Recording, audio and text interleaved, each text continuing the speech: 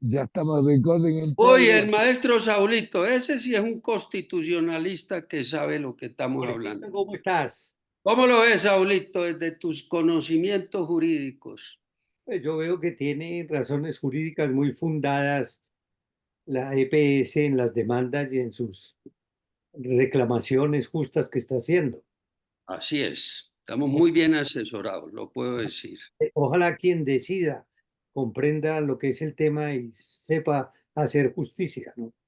Eso. Bueno, 6:05. Vamos a dar inicio a nuestra reunión número 206 del Grupo de Interés Cultural de Cecimín, que fuimos todos invitados para el martes 16 de abril a las 6 p.m. Educación, vida sana, literatura, la Colombia que nos ha tocado vivir, con tres genios de este tema: Alejandro López Conde, el académico Pablo Rosselli y el académico Álvaro Bustos. Alejandro López Conde es director creativo, editor, arquitecto hispano-argentino, productor de cine, productor de cortometrajes y clips musicales, técnico en construcciones civiles, becado y docente de la Facultad de Arquitectura y Urbanismo de la UBA, Universidad de Buenos Aires, en Argentina, donde creo que muchos de los que están aquí han estado estudiando en la UBA. Founder y CEO de Café Literario entre 1980 y 1990 en Buenos Aires. Café Literario entre el 2010 y el 2021 en Buenos Aires, Madrid y Bogotá. Gracias, Alejandro, por estar hoy con nosotros. ¿Quién es otra de las personas que nos acompaña hoy? El doctor Pablo Rosselli Kopp. Pablo es médico cirujano, ortopedista y traumatólogo de la Pontificia Universidad Javeriana y ortopedista infantil también por la Pontificia Universidad Javeriana en el Instituto Roosevelt. Posteriormente hizo un fellow en investigación en el DuPont Hospital for Children en Wilmington, Delaware, Estados Unidos. Pablo hizo un diplomado en narración creativa en la Universidad Central y es miembro correspondiente de la Academia Nacional de Medicina. En la actualidad, Pablo es ortopedista infantil y docente de la Fundación Cardio Infantil, adscrito a la Fundación Santa Fe Bogotá. Ha escrito 2 libros de ortopedia infantil y uno de actividad física, ejercicio y deporte en niños con la editorial médica Panamericana.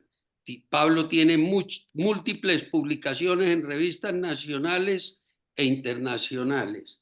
La tercera persona que hoy nos acompaña es el amigo y colega Álvaro Busto González. Álvaro es médico de la Pontificia Universidad Javeriana y pediatra del Hospital Infantil de México. Ha realizado estudios de infectología pediátrica clínica y de laboratorio de bacteriología en la Corporación para Investigaciones Biológicas en Medellín y en el Children's Medical Center en Dallas, Estados Unidos. Álvaro obtuvo el diplomado en investigación clínica en la Universidad de Chile. Es especialista en microbiología médica de la Universidad Javeriana y en bioética de la Universidad del Bosque. Entre los años 1995 y 97 fue delegado por Colombia ante la Sociedad Latinoamericana de Infectología Pediátrica. Álvaro es miembro de la Sociedad Colombiana de Historia de la Medicina y de la Sociedad Colombiana de Pediatría. Actualmente es el presidente del capítulo de Córdoba de la Academia Nacional de Medicina y es el decano de la Facultad de Ciencias de la Salud de la Universidad del Sinú en Montería. Álvaro ha publicado vivencias y testimonios de humanismo y pediatría, infecciones e incertidumbres. Ha hecho múltiples trabajos de infectología y ensayos breves, la pupila vertical, ensayos, cuentos y crónicas, El cuello de la paloma, criterios pediátricos y la escritura diversa en prosa creativa. Bueno, ya con la presentación de estos tres genios, les dejo la palabra a ellos para que nos cuenten cómo van a destruir el tiempo, cómo va a ser el conversatorio, y aquí, que cada vez se unen más participantes, estamos ansiosos de oírlos. Gracias a los tres por haber aceptado esta invitación y sé que nos la vamos a gozar. Buenísima, buenísima noche para todos. Hoy me toca estar en desventaja y estar con todos estos amigos colombianos, eh, en especial el doctor Álvaro Bustos y el doctor Pablo Roseri Koch, dos eminencias, dos maravillosos eh, contertulios para este café que nos vamos a tomar, donde hoy nos toca, señoras y señores, y por qué no señoritas, decía un viejo amenizador allá por el sur, eh, charlar sobre temas importantes de la Colombia de hoy. Primero y principal, muchísimas gracias por estar aquí a todos, en especial Álvaro y a Pablo, que nos regalan lo más valioso que tenemos en este momento en la vida y al cual no pueden intervenir. Es nuestro tiempo. Regalar tiempo es regalar el único bien irrecuperable que se tiene en la vida. ¿Correcto? Con lo cual, vamos a arrancar así de manera tan educada con la educación en Colombia, que es importante para los momentos que estamos viviendo, para la vida y para lo trascendental de un país, ¿verdad? Doctores, arranquemos con usted, doctor Álvaro, que alguna que otra experiencia en la educación tiene, ¿verdad? Muchas gracias, Alejandro. Jorge Felipe, un abrazo y desde luego la gratitud perpetua por estas invitaciones a estas reuniones estupendas, sin lugar a dudas. Antes de cualquier consideración, yo quisiera ponerles de presente que en nuestra universidad estamos celebrando este mes los 50 años, es decir, las bodas de oro. ¿En cuál, doctor Álvaro? La Universidad del Dígame. SINU, la Universidad del SINU, que tiene sede, pues, la principal en Montería, en Cartagena y en Bogotá. Buenísimo. Y se cumple el 19 de abril, en estos próximos días, los 50 años de haberse puesto esa semilla, ese embrión que ha dado tantos y tan fecundos frutos durante todo este tiempo.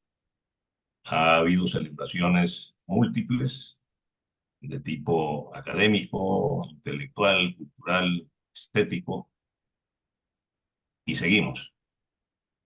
Ahora bien, la educación. Bueno, por algo habrá que comenzar. Y en este sentido, yo acojo una hipótesis o una propuesta de alguien quien hace poco dijo, hombre, no eleven la educación a un derecho absoluto porque no basta con matricularse y con obtener un cupo. Hablemos más bien del derecho al conocimiento. ¿Y eso qué implicaciones tiene? Para aprender cosas hay que hacer un esfuerzo. Total. Hay que llenarse de méritos. Hay que desplegar una vocación. Hay que tener disciplina. Total. Entendí yo el mensaje en este sentido, algo que ya se sabe hace muchísimos siglos, y es que la disciplina es capaz de superar al talento muchas veces. No se Dice, necesita ser especialmente talentoso para estudiar y aprender, pero sí se requiere mucha disciplina. Ahora, esto lo traigo a cuento porque tengo una larga experiencia docente, de más de 25 años, y 13 años en la decanatura de la Facultad de Ciencias de la Salud en la universidad, y he sido testigo de la deriva que la juventud ha tomado en los últimos años, en el sentido de que parecería haber una hipertrofia de derechos y muy poca consideración a los deberes. Quiero estrictamente a los deberes, simplemente de estudiar para poder aprender. Cualquier reclamo, cualquier sanción, cualquier exigencia se considera exagerada, violatoria de algunos derechos.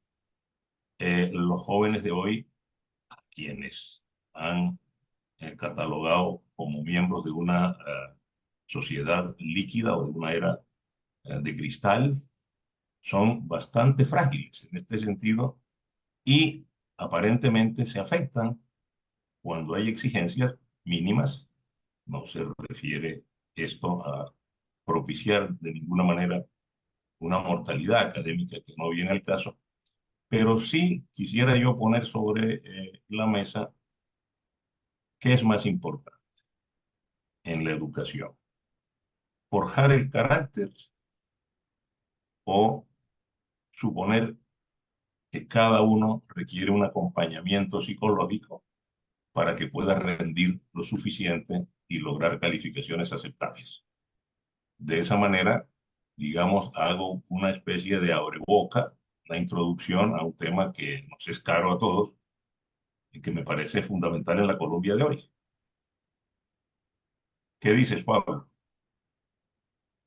Está Bueno, bueno, Álvaro, perdón, antes que empiece el doctor Pablo, me hizo recordar que en la modernidad de una ciudad como New York hay un famoso evento, doctor Álvaro y doctor Pablo, que se llama 99U. O sea, el 99% es uno, ¿ok? Y es lo más top en creatividad y lo más top en educación. O sea, si arrancamos en que la modernidad de esta generación, con la que muy bien usted define, doctor Álvaro, como frágiles, faltos de disciplina, eh, sens sensibles ante las exigencias, le están pidiendo el 99U, imagínese lo que es el resto. Estoy de acuerdo, dejémosle la palabra al doctor Pablo que tiene estas instancias. Hoy lo tenemos como en blanco y negro. O sea, no sé cómo logró, ¿no es cierto?, esa tonalidad en la cámara que nos da un blanco y negro. Usted siempre nos sorprende, doctor Pablo. sí, el problema de tener el pelo blanco es que todo se ve blanco y negro, ¿no? No, no, pero da una tonalidad muy linda para nosotros que nos gustan las artes visuales y toda esa historia. Es una linda. Lograrlo en los smartphones no es nada fácil, no sé qué habrá hecho. Pero Bueno, no, cuéntenos, ¿qué le estoy parece? bajito de luz. Mire, Ah, ok. esta es una pues, controversia que hemos tenido con Álvaro desde hace algún tiempo. Y no es una discusión nueva. Yo recuerdo alguna vez en la cátedra de historia de Diana Uribe que ella decía que los sumerios se quejaban de que los adolescentes eran flojos y que eran perezosos y que no había valores. Yo creo que eso ha sido histórico, digamos que siempre, siempre. Yo en alguna charla que tuvimos hace algunos días también decía que yo no quiero imaginar lo que era en la época de los años 60 o 70 unos hijos dedicados a la marihuana, al amor libre, digamos que eso debería ser absolutamente escandaloso. Yo entiendo perfectamente lo que hizo Álvaro, yo he sido docente por muchos años, digamos que gran parte de mi sentido como médico es ser profesor, y siento esa decepción, digamos que yo creo que la han sentido todos, en esa apatía, lo que dice Álvaro, em, Dejadez. esa dejadez, como esa desidia por los deberes. Digamos que yo lo veo en la mayoría, de vez en cuando llega alguien que lo inspira a uno, digamos, uno en cada 50 o en cada 100, alguien motivado, alguien que digamos que le da a uno sentido a su visión docente. Y yo creo que lo que dice Álvaro es en parte producto de la democratización de la educación. Voy a poner un ejemplo. ¿Cómo Mi así? abuelo era bachiller, no tuvo ninguna formación universitaria. Mi papá ya tuvo una formación universitaria, tuvo el atrevimiento en su época de ir a Boston, a Massachusetts General Hospital en barco. Y yo espero que mi hijo sea mucho mejor de lo que soy yo. En fin, entonces muchas de las generaciones de las que está hablando Álvaro son justamente eso, son personas que sus papás probablemente han sido analfabetas, iletrados, personas que no han tenido ninguna formación universitaria. Entonces, digamos que es comprensible en esa primera generación ver esa desidia, esa dejadez, esa falta de estimulación probablemente en su hogar, ¿no? y que hace que muchos de los estudiantes que la Universidad Álvaro, que es un verdadero paraíso, y ustedes vieron lo que es la Universidad del Sinu, es una absoluta belleza. Eso es, uno ve una cantidad de pájaros y mujeres bellísimas, en fin, digamos que es un verdadero paraíso del estudio. Pero yo no soy tan pesimista como Álvaro, quizás mi formación es un poquito más, yo soy un poquito más optimista de la vida y yo veo como un fenómeno natural y como un fenómeno cíclico. Yo no creo que sea tan terrible, a pesar de que estamos en las manos de una educación muy deficiente, digamos, la educación pública en manos de FECODE, que está tan idealizada, es verdaderamente lamentable, pero digamos que entiendo a Álvaro, lo entiendo perfectamente. Es más, me gustaría que estamos en un café literario oír las opiniones de los demás, a ver si todos comparten la opinión mía o la opinión de Álvaro al respecto, porque es un tema verdaderamente interesante, ¿no? Yo creo que siempre ha existido individuos inquietos, individuos que tengan algún tipo de intereses intelectuales y otros tipos que definitivamente no los tienen. Y no hay que gastar pólvora en gallinazos. Probablemente los hijos de esas personas, al estar metidos en un ambiente con una educación un poquitico mejor que la generación anterior, em, van a ser un poquito más motivados y van a ser un poco más motivantes para los docentes. De manera pues que la vida de uno como profesor es bastante corta. Entonces, si uno mirara las cosas con lo que algunos llaman distancia histórica, que es mirar las cosas a la luz de lo que era Colombia hace, no sé, es raro ver analfabetismo en Colombia. Yo no soy un experto en educación ni nada, no sé, pero pues yo me recuerdo que cuando yo era niño era muy frecuente las personas que no sabían firmar, que no, creo que el analfabetismo en Colombia am, pues, se ha disminuido, no sé en qué porcentaje, pero el hecho de que la gente tenga acceso a la educación, que es una maravilla, esas personas que antes no lo tenían, que ahora pueden ser profesionales, que ahora pueden estudiar en algunas universidades que muchas veces son universidades que se preocupan simplemente por ganar dinero. Pero yo creo, visto desde una óptica un poco más macro, que es algo positivo, Álvaro. Yo digamos que entiendo tu decepción y yo a veces me voy a dormir en la noche con esa tristeza de pensar que estamos o de pronto arando en el mar, pero de vez en cuando hay alguna esperanza y yo creo que eso no es razón para no seguir enseñando y para no seguir haciendo que la gente tenga acceso a la educación. Ese es mi punto de vista, un poquitico diferente a la de Álvaro, estimados amigos.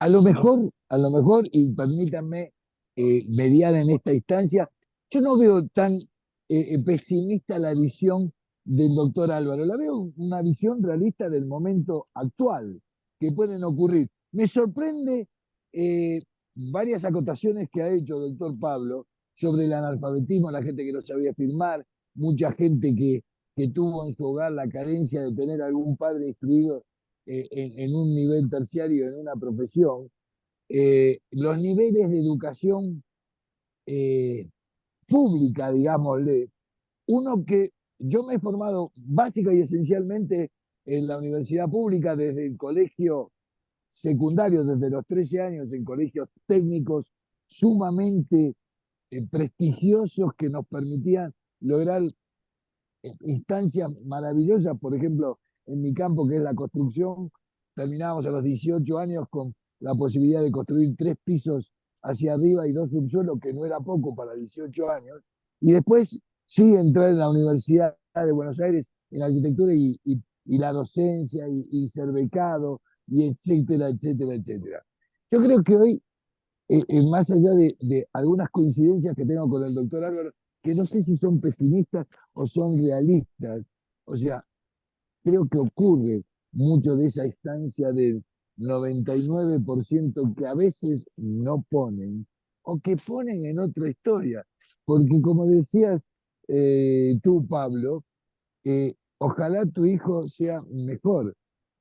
Y digo, y si tu hijo te sale reggaetonero como J Balvin y factura millones de dólares, y el tipo dice, papá, yo soy mejor que tú porque soy feliz con lo que hago. Aunque no cante como Caruso, y tú ves que ahora cada vez esos personajes son más difíciles de entender, no sabes en qué idioma cantan. Y con una voz, todos son puertorriqueños, ¿ok? Y hablan unas cosas, pero facturan fortuna. Y las tenés a los Karol G y las tenés a las Shakiras y las tenés a un montón haciendo unas Claro, cosas que es los que hacen. el mundo cambia y cambia muy rápidamente. Eso es lo que pasa, que es Totalmente. que uno no se va dando cuenta que no es igual, y para eso sirven los hijos, ¿no? Yo alguna vez le voy a decir a Gabriel García Márquez que uno se pone viejo el día que lo deja el tren del tiempo, digamos que los hijos sirven para eso, para actualizarlo, ¿no? Yo Total, también, total. entonces el mundo es cambiante, entonces no es que sea mejor ni peor, Es más que es como decías diferente. tú, los marihuaneros y o sea, yo recuerdo en mi casa la primera vez que uno puso a los Beatles y las caras de mi madre viéndonos, como diciendo, ¿en qué andan estos chicos que están escuchando a estos tipos que gritan como desaforados? Y hoy uno escucha esos discos de los Beatles y son absolutamente sinfónicos, ¿ok? Tienen arreglos maravillosos, pero también existe esa visión. En la vida hay que ser clásico y moderno, creo que las dos cosas.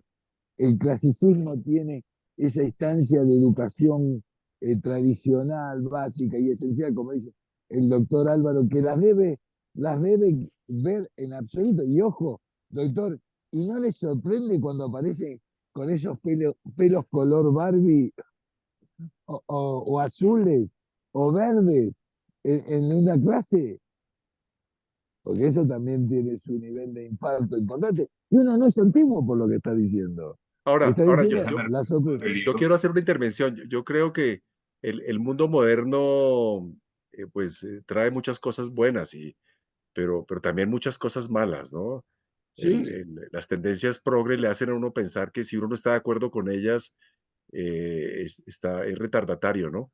Pero yo creo que parte de la educación es tratar de enseñarles a los estudiantes qué cosas son buenas de la tradición y cuáles cosas son dignas de ser motivo de cambio, ¿no? Entonces, por eh, ejemplo, el hábito de la lectura. Es comprensible que las nuevas generaciones no tengan el hábito de la lectura porque ya es un mundo mucho más visual, mucho menos ávido de libro, digamos, físico. Entonces, de eh, papel, pero igual de se libro y sigue papel. leyendo. O sea, Exacto, en estas maquinitas que estamos teniendo nosotros, en estos artefactos que estamos teniendo nosotros, uno entra a Google y tiene que leer. Uno claro, un WhatsApp lo tiene que leer, aunque se escriba como se escribe, ¿no? Porque ninguno respeta una ortografía en el mundo del WhatsApp o en el mundo del Instagram o en el mundo no, en el mundo del Google sí, porque tiene que dar instancias, igual que el Wikipedia. claro. Pero eso hay que respetarlo y hay que tenerlo en claro, ¿o no? Sí, claro. A Entonces, ver, Alejandro y Pablo. sí. eh, Decía, bueno, no, quería yo comentar que yo no he hecho sino mostrar una realidad momentánea o tal cual. transitoria, digamos, una foto que me ha tocado vivir, la foto que me ha tocado vivir en el sentido de la educación. Ahora bien, yo entiendo perfectamente, como lo decía hace unos días aquí el escritor Juan Esteban Constaín, todas las generaciones nos quejamos un poco del pasado, un lado, por otro lado suponemos que todo tiempo pasado fue mejor, ni una cosa ni la otra. No, El tema es que esta evolución alrededor del aprendizaje o de la educación va siendo influida por ejemplo, ideologías. Acaba de mencionar Pablo el tema de algunas actitudes y proposiciones eh, muy típicas del mundo aséptico de hoy, o de lo políticamente correcto, por decirlo de manera neutra. Pero es que todo esto, por ejemplo, las redes influyen de una manera, pueden influir de manera positiva o negativa, depende del nicho que tú elijas total. para seguir. Pero ciertamente los jóvenes de hoy tienen muy poca capacidad crítica y eso es un punto muy importante porque creer todo lo que a uno le dicen es el camino de desastre. Hay que por lo menos preguntarse, ¿eso será posible? ¿Eso será factible? ¿Eso será cierto? ¿Quién lo dijo? ¿De qué manera? ¿Con qué intención? Ese tipo de cosas ya no se preguntan habitualmente. Ahora, a mí no se me escapa que en un terreno mucho más amplio, se quiere un poco filosófico, histórico y demás, pues todo lo nuevo es viejo. ¿Por qué? Porque es que el centro de todo esto es el ser humano. Y aun cuando han cambiado los conocimientos o mejorado y los ámbitos y las geografías han mejorado en algunos sentidos y la tecnología y demás, el ser humano sigue siendo más o menos el mismo que describieron los primeros echadores de cuentos, los primeros literatos o los primeros escritores que hubo. Entonces, ese ser humano, ese hombre inacabado, por supuesto, que ha trasegado a través de los siglos, no ha cambiado mucho en sus emociones, en sus sentimientos, ha cambiado, digamos, la cancha, pero el jugador ha seguido siendo más o menos el mismo en términos biológicos, en términos psicológicos, en términos emocionales y demás. Bueno, eso solamente quiero decir que eso influye naturalmente en el destino de cada quien, que es necesariamente y debe ser labrado por cada uno. Todo conocimiento, de alguna manera, como yo lo planteo, implica una autoformación, es decir, implica un esfuerzo. Nosotros en medicina no podemos transfundirle a nadie 500 centímetros de neumonías o de meningitis, eso es absolutamente imposible. Hay que estudiarlo, hay que ver a los enfermos, hay que estar muy atentos a todas las incertidumbres que plantea una profesión como la nuestra. Supongo que igual ocurrirá en otras áreas del saber. Yo fundamentalmente quería recordarles la actitud, una actitud hoy que yo percibo en muchos estudiantes, que no se compadece con la evolución ni del conocimiento ni de la tecnología, una actitud muy pasiva, una actitud muy despreocupada hacia la cultura, por ejemplo, porque en el caso nuestro, la medicina, a mi juicio, no nos enseña a pensar ni a sentir por sí misma. Nosotros tenemos que recurrir, por ejemplo, a las artes, a la literatura, al drama, a cualquier cosa que tenga un sustento estético o imaginativo para poder ser capaces de interpretar y de percibir algunas cosas. No estoy hablando de mitología, ni de magia, ni de percepciones extrasensoriales, no. Simplemente que es la cultura, es la riqueza de los textos, de los relatos, los que nos pone a vivir otras vidas, los que nos enseñan el trasfondo de la vida que aparentemente estamos viviendo, y eso, a mi juicio, tiene una gran importancia en la formación, más que en la educación, que es un tema de la familia, de la casa, eh, fundamentalmente, ya en relación con la ilustración y las consecuencias de esa ilustración que se adquiere en la escuela, en el colegio, en la universidad, se requiere la suma de todos estos factores. Creo yo que si en algo hubiéramos pues cambiado los seres humanos, tal vez ha sido en esta era tecnológico-científica en la posibilidad de sumar las ciencias y las artes o las humanidades. Creo que ese es el gran avance. ¿Por qué? Porque las profesiones liberales como las nuestras por sí mismas, repito, no alcanzan a forjar un carácter, una personalidad, una visión del mundo, una cosmovisión, como se quiera llamar.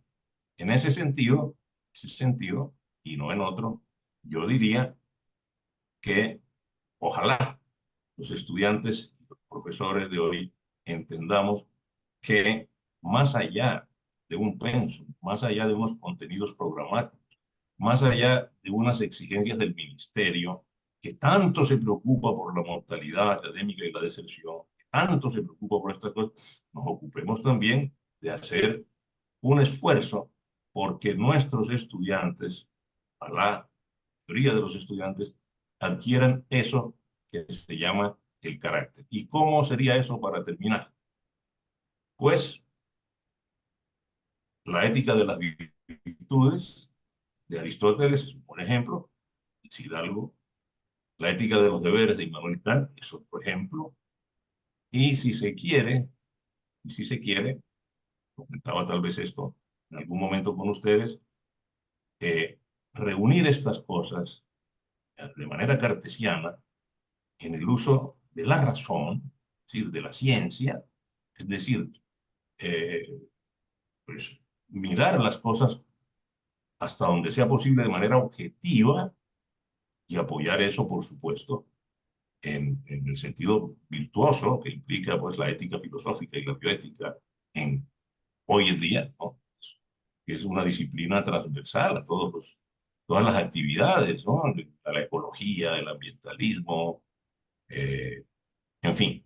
Hasta ahí le doy punto a este segmento del comentario, tal vez para precisar un poco los alcances de mi descripción de la realidad que me ha tocado vivir, sin de ninguna manera caer en el pesimismo que me impida ilusionarme, porque a veces siente uno como profesor que, como en Sodoma y Gomorra, con un solo justo basta.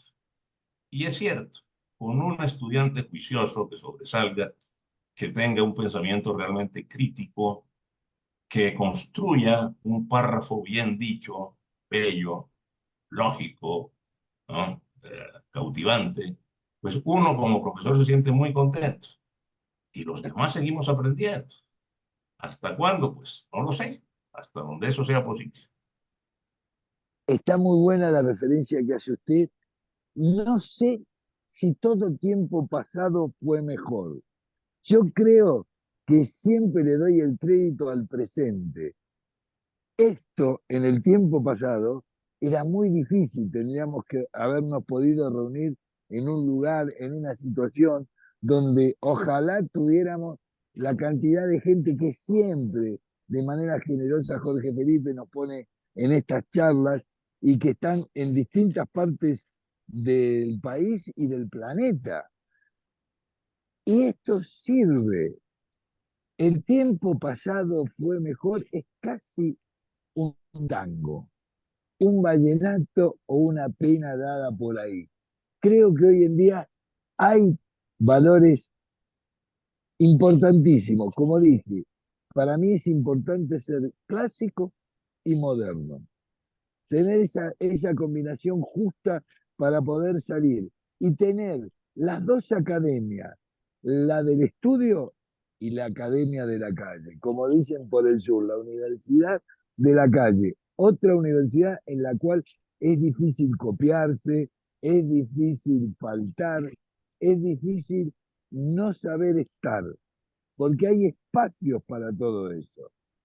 Pero eh, la educación, con lo cual se nos ocurrió arrancar este segmento y esta charla, que vuelvo a repetir lo que dijo el doctor Pablo. Esto es una charla de café. Si alguien nos quiere hacer una pregunta, lo único que tiene que hacer es pedir permiso y decir, señores, quiero hacerle una consulta, a ver qué despertador creativo pusimos en cada uno y charlar. Es un café. Es como cuando uno se acerca a una mesa de café y se sentate, pidamos una taza más y seguimos armando. ¿Ok? Listo. Yo quiero opinar algo que tú acabas de decir antes de pasar al siguiente segmento Sí, de que si todo tiempo pasado fue mejor. Yo alguna vez, alguno de mis hijos me preguntaba que en qué momento de la historia me hubiera gustado vivir. Y eso es otra cosa. me dejó pensando si haber vivido el Renacimiento, si haber vivido a principios de siglo. Y la respuesta es que estamos viviendo el mejor de los momentos, ¿no? Sí, total. ¿Cómo serían los tiempos sin vacunas, por ejemplo, cuando la mortalidad infantil era abismal? ¿Cómo serían los tiempos sin alcantarillado, por ejemplo? Se moría Bueno, la gente. lo estamos viviendo ahora. La mitad del país no tiene alcantarillado. ¿No es Sí, cierto? ¿cómo serían los tiempos sin acceso Pablo, a la información, por ejemplo? Pablo, Entonces, todo depende de cómo lo Pablo, mire uno. Pablo, a mí me hicieron la misma pregunta, pero yo no soy tan eh, decidido a vivir el futuro. Y entonces respondí alegremente que hubiera querido ser un libertino del siglo XVII. Un divertido del siglo XVII. Bueno, Pero ahí pregunta Manuel Galindo, dice que una cuñada de él dice que todo tiempo pasado fue peor. Y, sí, hay y, hay mucho así que lo piensan de esa manera. y Pero no, y el Menda, todo el mundo cree que estamos viviendo en la Bogotá más insegura, pues no se imagina lo que era la Edad Media, ¿Qué tal cuando llegaron los hunos o cuando invadían los vikingos Total. o cuando, Lo vi Dios que mío, eso era espantoso, la el seguridad está Imperio en el mejor de los Romano, momentos. Todo el el mundo se Imperio queja del Romano. terrorismo, pero es que antes no se sabía. Tenemos acceso a la Ah, información. Entonces, la gente no sabe eso, tiene la sensación, porque los medios de comunicación son los que le tergiversan toda la realidad. ¿Qué es la realidad, no? ¿Qué es la realidad? Yo creo que vivimos en el mejor de los mundos. Mi esposa dice que es que yo soy un individuo muy optimista y eso creo que lo heredé. Yo alguna vez le contaba a Álvaro que mi abuelo, es una anécdota para ver el optimismo que yo heredé. Mi abuelo se estaba bañando con agua fría un día y cayó con una hemorragia subaracnoidea, se iba a morir. Y la gente llegó a preguntarle qué le pasaba y sus últimas palabras fueron tranquilo que no es nada. Entonces, eso es la sí. demostración de que cada cual mira la realidad de una forma muy diferente, ¿no? Yo creo que no estamos viendo, que estamos en el mejor de los mundos, por un lado, ese es mi punto de vista. Digamos Siento lo que otro, mismo, haría una adhesión a eso. Creo que uno no está viviendo un mundo para nada malo. Tiene, como dices tú, distintas matices que a algunos le puede gustar o no. Me gusta la pregunta que te hicieron. ¿En qué época de la vida te gustaría, en qué época del mundo te gustaría vivir? Y hay muchas épocas que son divertidas, pero que Alejandro, Alejandro, sin pasar por ese tiempo. Las tres grandes revoluciones verdaderas Sí, que ha habido, según los estudiosos, son uno, la escritura, seguro. luego la imprenta y ahora la internet. Sí, total, Todas las total. demás han fracasado y no han llegado a lo que se habían propuesto o lo que habían ofrecido. y Darwin y Freud. Y, Ni y en, Darwin este, en ese sentido, fíjate que el tema del pensamiento, el discernimiento, del arte, en este caso el arte narrativo, de la comunicación que implica a través de Internet la posibilidad de estar en contacto con cualquier parte del mundo, con cualquier persona en cualquier parte del mundo, son verdaderas revoluciones. Ahora, la pregunta es, ¿esas son las revoluciones que le han servido al hombre para ser para un cambios poco importantes. mejor? ¿En qué sentido? ¿El hombre es hoy moralmente superior a lo que fue en la Edad Media o durante el Renacimiento o durante el principio de la modernidad? Son preguntas que habría que hacerse. Si realmente el hombre... Ahora, eh, siempre habrá, siempre habrá un futuro inescrutable. Lo único, como dices tú, Alejandro, que nos pertenece es el hoy, correcto. Nada. El pasado podemos interpretarlo, pero no modificarlo.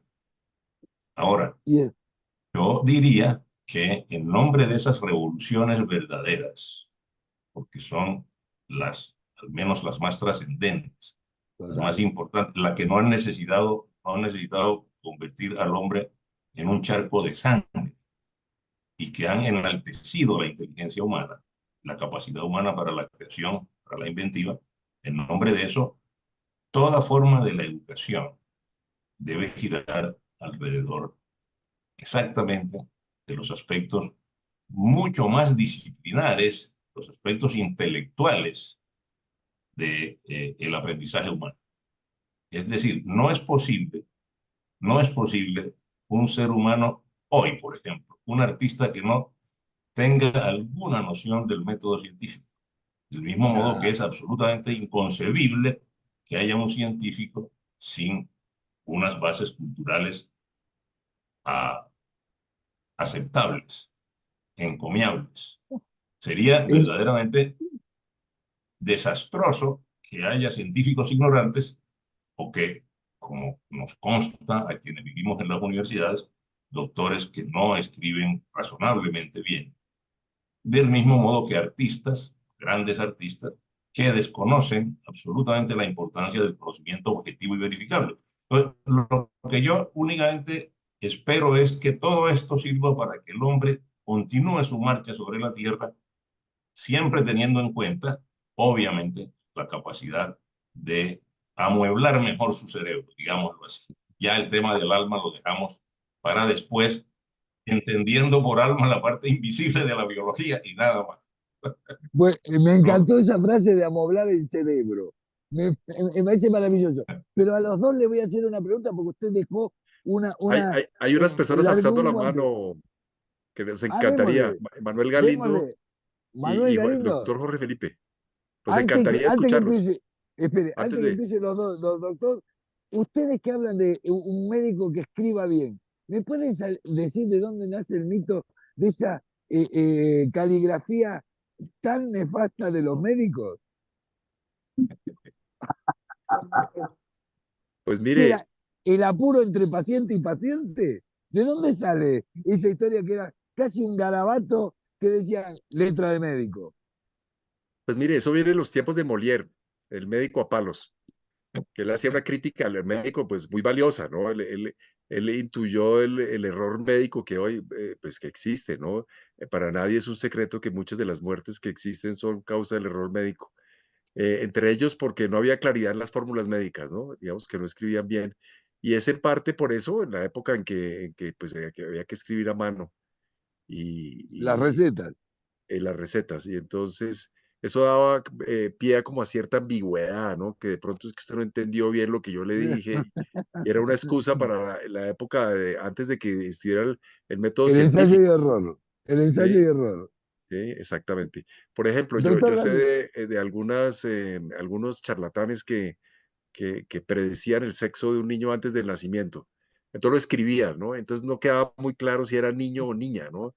Entonces, si ponía niño y era niño, quedaba muy bien, pero si era niña, entonces decía, es que usted no me entendió bien la letra, ¿me entiende? Tenía ahora esa faceta como de ambigüedad de la charlatanería que existía antes del método científico.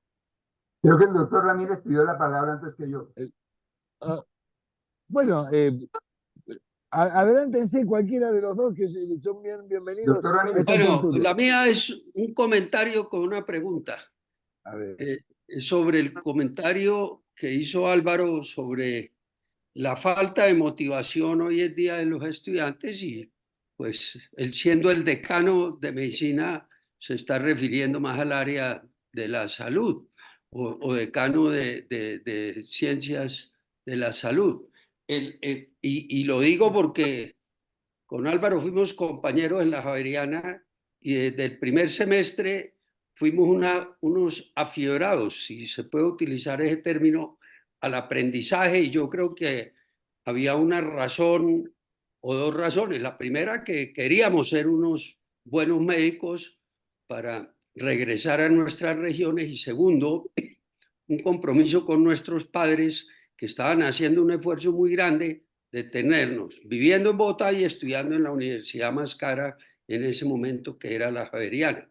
Entonces yo creo que había una gran motivación. La pregunta es muy sencilla, Álvaro.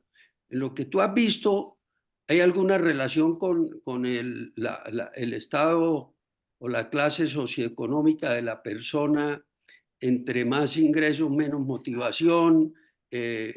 ¿Cómo lo analizas en tu buen visión como Mira, decano?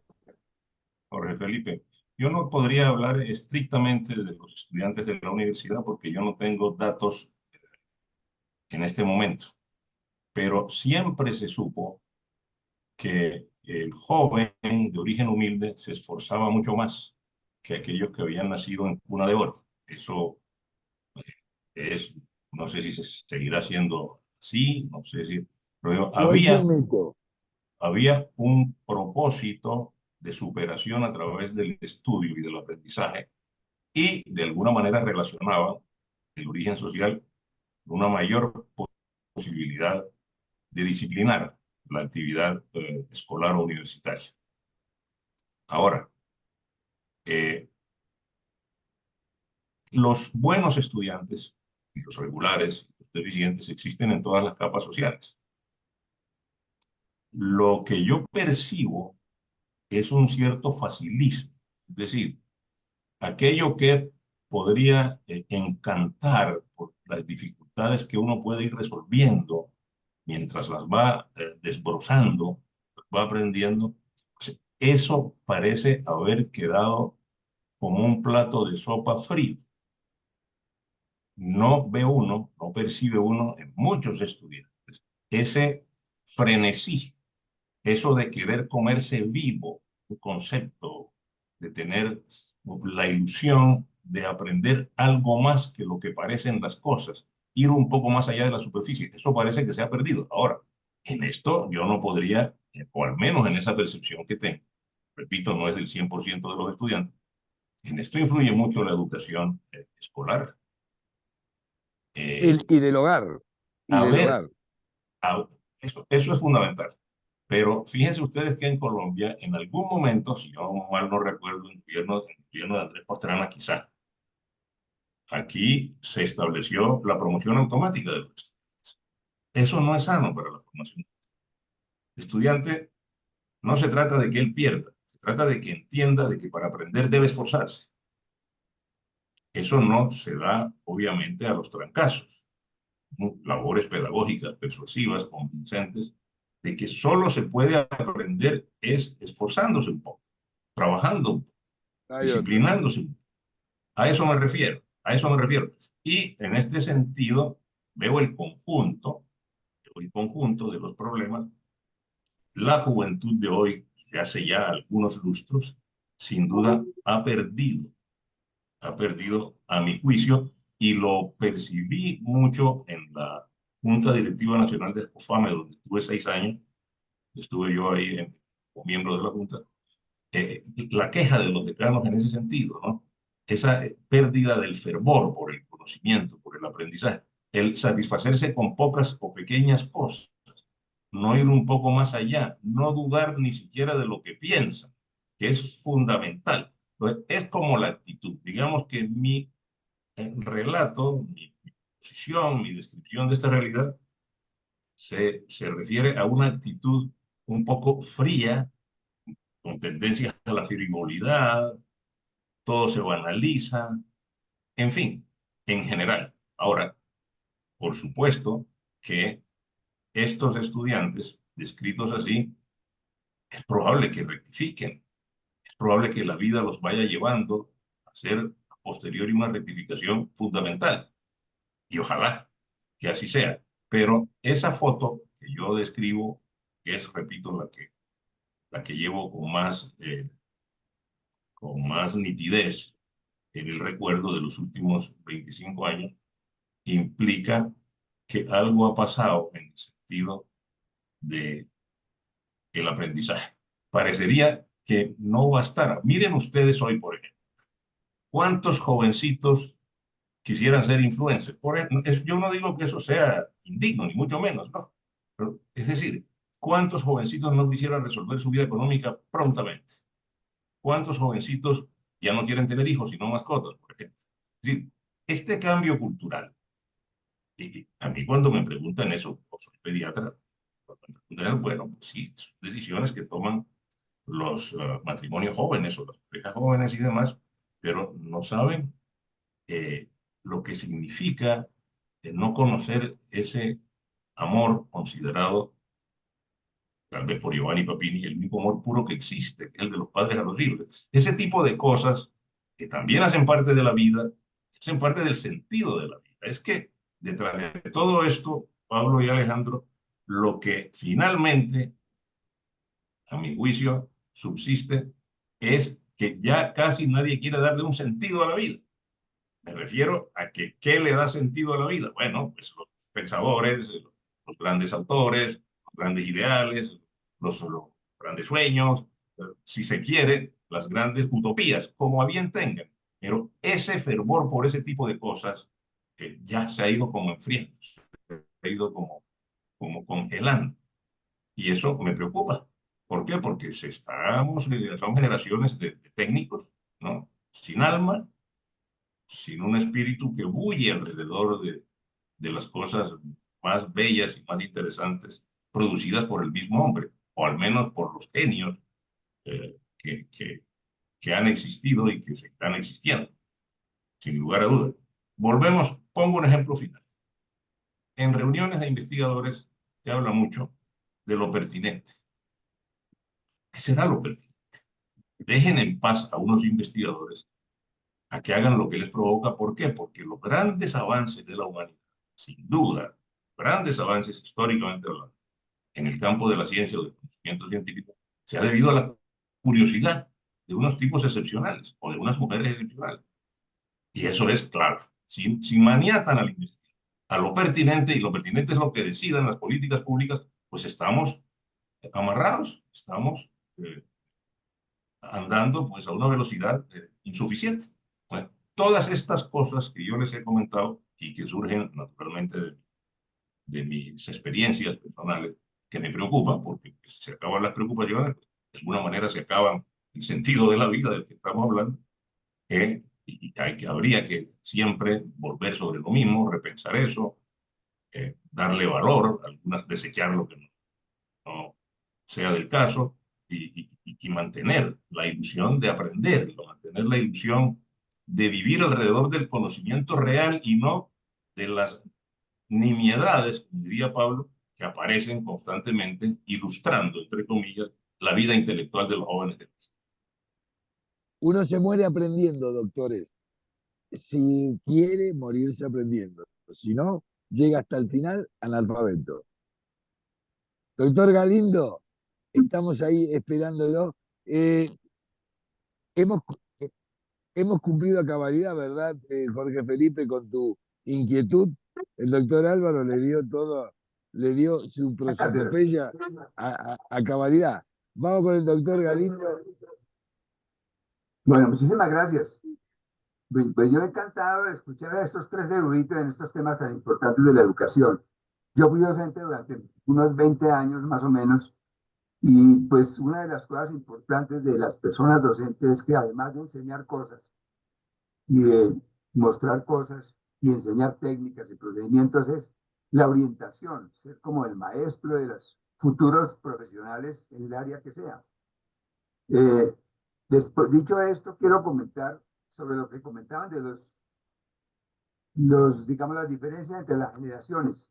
El doctor Rafael Sarmiento Montero, quien murió ya hace unos años, él decía que me mostró unos periódicos del comienzo del siglo pasado, del siglo, o sea, 1910, 1915, y el comentarista del periódico decía, yo no sé qué vamos a hacer con esta juventud que no se deja manejar.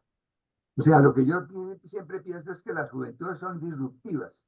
Siempre hay un choque entre los padres y los hijos, y pues eso es entendible. Lo importante es que nosotros los adultos sepamos entender esas diferencias y las sepamos manejar. Hoy en día, pues los estudiantes, los muchachos, todo el mundo tiene herramientas tecnológicas, está el internet, cuando yo estaba estudiando uno tenía que ir a la biblioteca, sacar revistas, buscarlas, hacer estudios bibliográficos en las bibliotecas. Yo iba a la Universidad de Arango, un viaje de 45 minutos para llegar allá a buscar un libro. Hoy en día los muchachos llegan y por internet inmediatamente tienen el último artículo de la última revista. O sea, tienen muchísimas facilidades. Pero tal vez por eso mismo hay ese facilismo que explica lo que comentaban algunos de ustedes, en el sentido de que de pronto hay mucho desinterés, todo lo ven muy fácil. Eso pienso que es la parte negativa. Finalmente quiero comentar el doctor José Félix Patiño, que fue presidente de la Academia Nacional de Medicina y docente, y profesor, etcétera. Él decía que en las profesiones, en las escuelas de medicina, hacía mucho falta la enseñanza del humanismo y de la ética. A pesar de que la ética, como decía ustedes, debe empezar inclusive desde la formación, no solamente del colegio, sino inclusive desde la misma casa.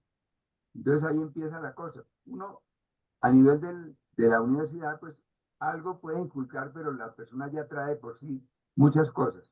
Finalmente vuelvo a la frase de que si el tiempo pasado era mejor o peor.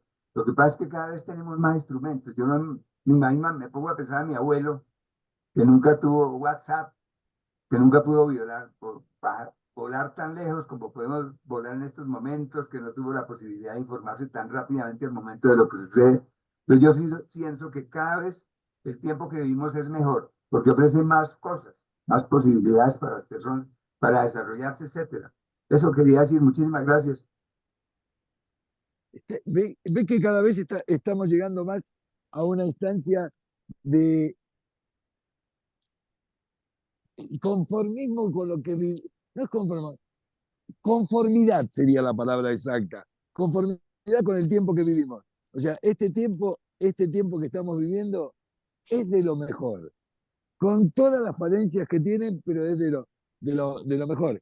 Quizás a lo mejor lo que podríamos ir en, esto nos da como un piecito, díganmelo ustedes, Álvaro y Pablo, nos da pie a entrar en un campo, la educación es parte de la literatura y de la información de la literatura.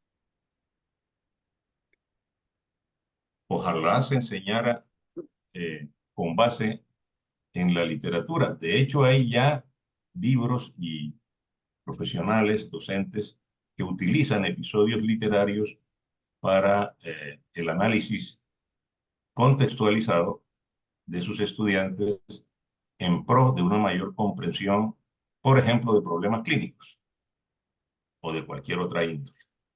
Esa es una Eh, alternativa, esa es una opción. Tal vez no haya nada, Alejandro, más enriquecedor que la buena literatura, pero eh, más que todo, más, más que el tema estrictamente sintáctico, gramatical, ortográfico, prosódico, es que es la fuente de conocimiento mayor de la condición humana, que es eh, eh, ser humano con el que nosotros trabajamos. Todos nosotros trabajamos con y para el ser humano.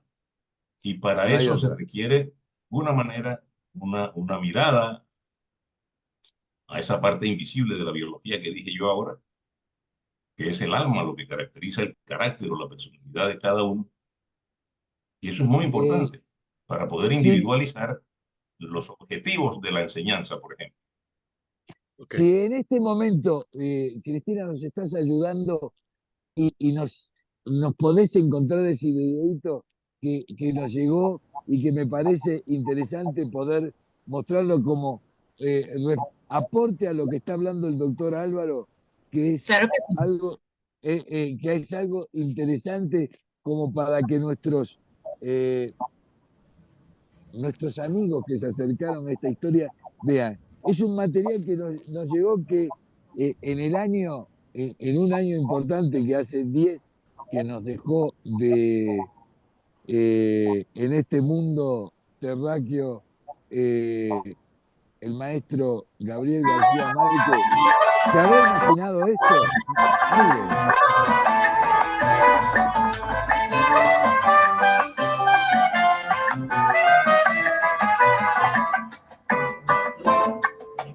Muchos años después, frente a un batallón de camarógrafos, productores, luminotécnicos y más de 20.000 extras, la historia épica de Gabriel García Márquez, Cien años de soledad, tuvo una segunda oportunidad sobre la tierra.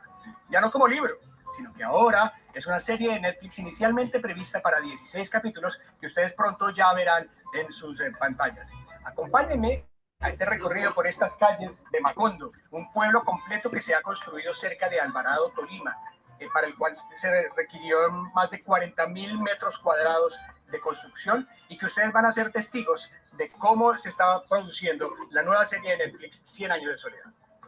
Macondo era entonces una aldea de 20 casas de barro y caña brava construidas a la orilla de un río de aguas diáfanas.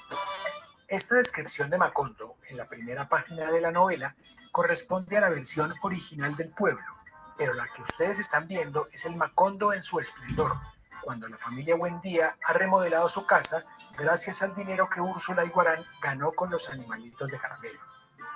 Detalles como los pescaditos de oro que fabricaba el coronel Aureliano Buendía y el corredor de las begonias han sido respetados en esta casa de 800 metros cuadrados que tardó 12 semanas en ser construida. La Casa Buendía es la construcción más importante en esta locación, que ocupa 52 hectáreas, es decir, un espacio equivalente a 70 canchas de fútbol. No faltan su plaza de mercado, ni la calle de los Turcos, en donde García Márquez ubica las tiendas comerciales que abastecían al pueblo. Para levantar de ceros este Macondo legendario, cerca de 500 personas trabajaron al tiempo en más de 90 construcciones, con materiales locales como la cascarilla de arroz y 16.000 plantas autóctonas del Caribe que llegaron al Tolima para que el pueblo se viera y oliera como el que escribió Gao. Las edificaciones reflejarán el paso del tiempo, desde el origen, cuando el pionero José Arcadio Buendía decidió que todas las casas estuvieran a la misma distancia del río para abastecerse de agua con idéntico esfuerzo, hasta el desenlace final. Una labor similar representó el vestuario, que debe adaptarse a los 100 años que transcurren en la novela, por lo cual se fabricaron más de 12.000 prendas diferentes, desde el capisallo de hojas con el cual los precursores cruzaron la Sierra Nevada, hasta el intrigante traje de Melquíades en terciopelo azul con detalles en sánscrito. 150 artesanos fueron subcontratados para los accesorios y, en general, el trabajo de vestir, coordinar, alimentar y poner a actuar a 20.000 extras, más las 10.000 personas que fueron consideradas para seleccionar a los personajes principales, hablan a las claras de esta producción sin antecedentes en Colombia. La profunda investigación histórica permitió volver real este Macondo, que demandó más de 400 toneladas de hierro, más de 200 de cemento, otras 200 toneladas de madera y más de 8.000 mallas de contención, con fachadas pintadas de azul cuando el pueblo fue gobernado por conservadores y rojas cuando tomaron el control los liberales.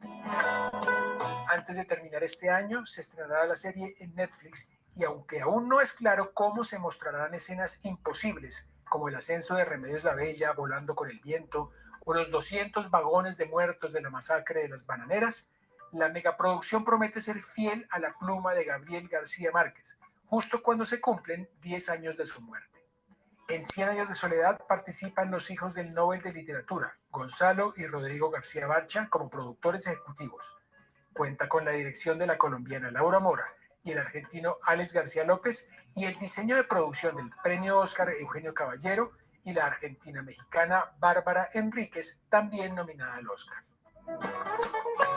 Era la historia de la familia, escrita por Melquíades hasta en sus detalles más triviales, con 100 años de anticipación.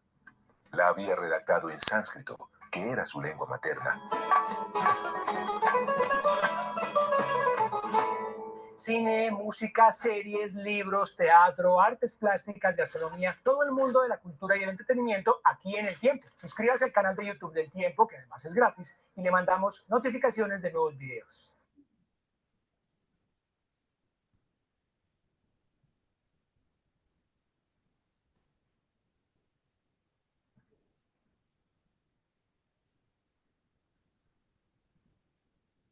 Esto es una situación que no creo que el Nobel se la haya imaginado, ¿verdad? Claro que no, claro que O no. sea, Pero ¿Quién antes, se iba a imaginar que iban a llevar a 100 años de soledad al cine? Parecía imposible, pero no. nosotros, cuando escribió eso en su máquina de escribir, pensó que algún día iba a haber una producción de estas características montado en un pueblo del Tolima, con toda una instancia como la que estamos armando, con la que estamos armando desde la visión nuestra de enterarnos de que esto va a ser una serie eh, de una plataforma digital casi también impensada, impensada de que el cine iba a entrar en la casa a través de estos aparatitos, porque mucho de esto lo podemos ver tranquilamente si queremos a través de nuestros celulares, ¿verdad? O sea, y todo sí, empezó en la literatura, Sí. en, Ahora, en la, en la Biblia, en la Ilíada y la Odisea, en infinitos títulos maravillosos. Pero hoy, a 10 años de no tener al premio Nobel García Márquez, ¿cuánta literatura colombiana también ha quedado en el camino con escritores fantásticos? cierto. Yo quiero hacer un comentario con respecto a algo que comentaba el doctor Galindo de la importancia de las humanidades y enseñar literatura, digamos, en el ámbito médico con el fin de mejorar la calidad de los médicos. Hay un problema en la vida y es que las cosas no le llegan a uno en el tiempo que es. El mismo García Márquez decía que la experiencia llega cuando ya no sirve para nada. Cuando uno es un muchacho de 21 años y lo ponen a leer historia de la medicina o en el colegio le ponen a leer la Ilíada o la Odisea o la María de Jorge Isaacs, o le ponen a leer El Cordel, no tiene quien escriba, lamentablemente uno no logra percibir la esencia de esos libros y viene a entenderlo un poco después. Eso no solamente ocurre con la literatura, ocurre con los amores también. A veces las cosas no llegan en el momento que toca en la vida, pero lo que sí puede hacer uno es el ejemplo, es inculcarles no sé, si los estudiantes ven que uno es lector, si los estudiantes ven, quizás algún día, algunos años después, se van a dar cuenta de eso. Yo creo que es que las cosas no llegan al mismo al tiempo, ¿no?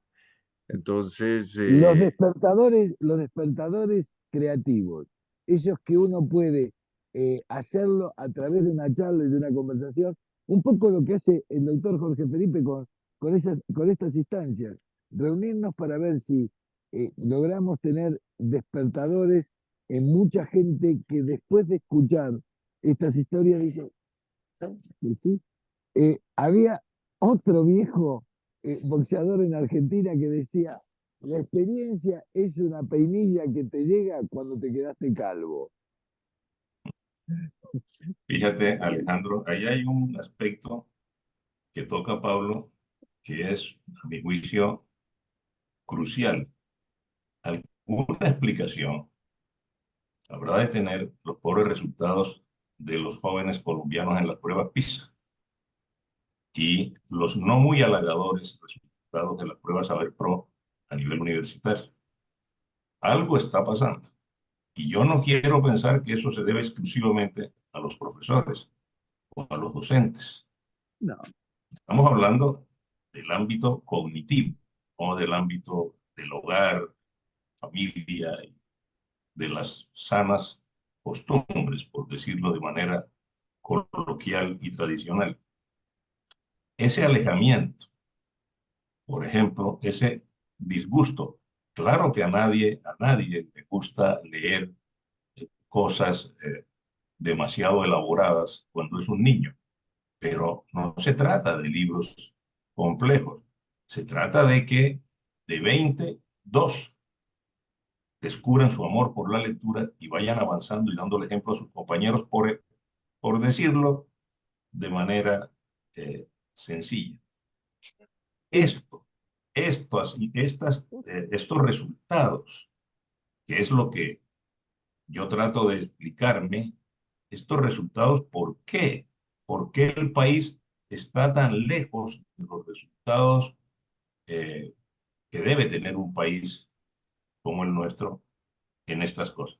Y se pone uno a revisar y encuentra que los países que mejores estándares tienen sus jóvenes, sus adolescentes, son aquellos que tienen incluido el pensum de la música en el pensum de la música, por ejemplo.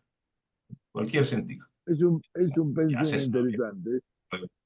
ya se sabe desde hace mucho tiempo que la música per se es un factor de desarrollo neurológico, neurocognitivo, particularmente en la infancia.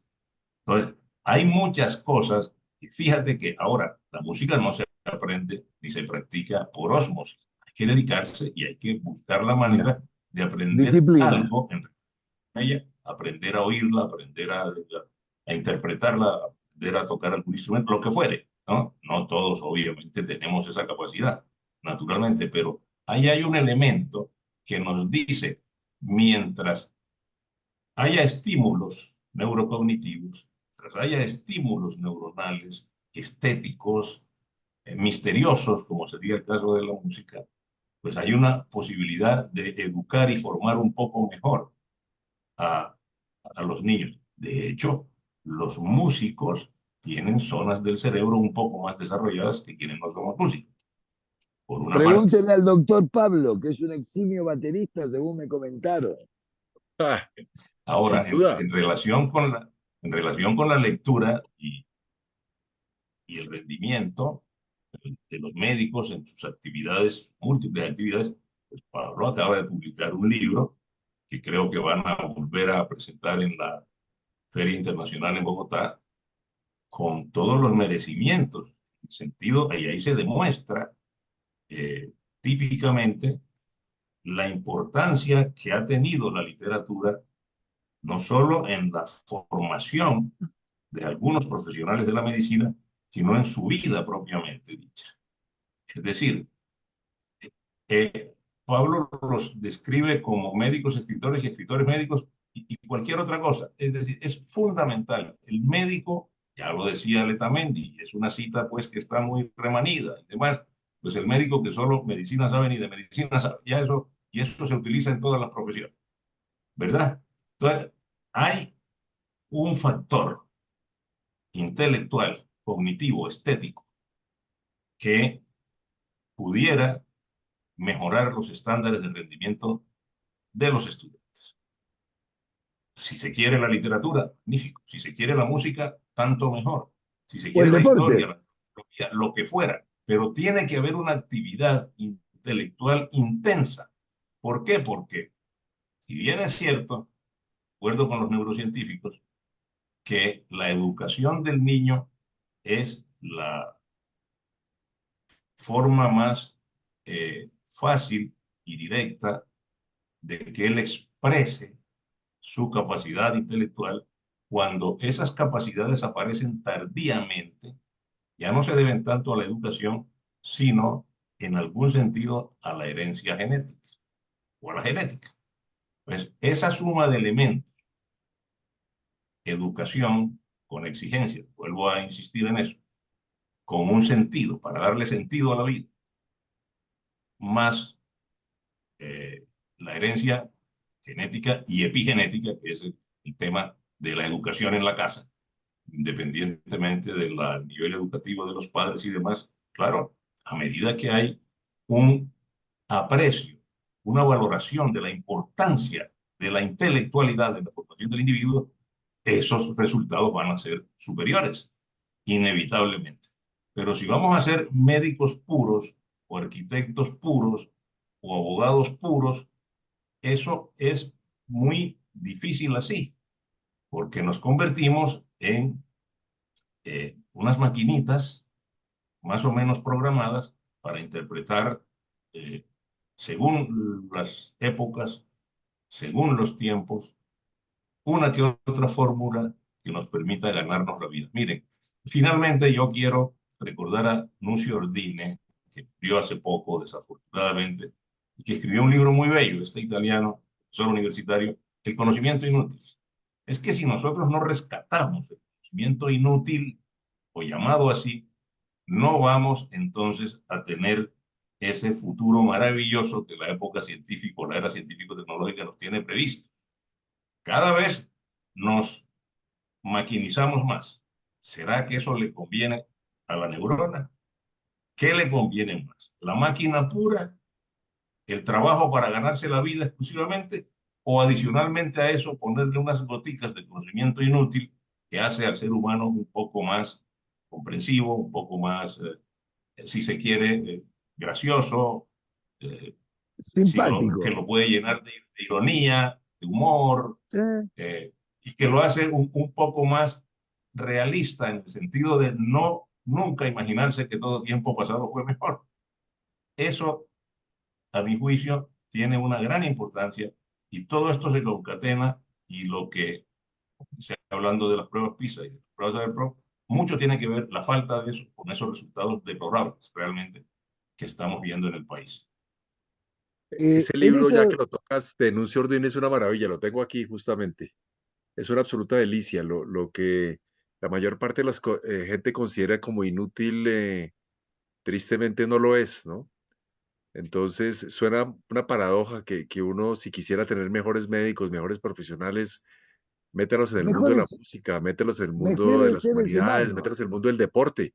Eso que tú dices de las conexiones neuronales y la música también está demostrado con el deporte, ¿no?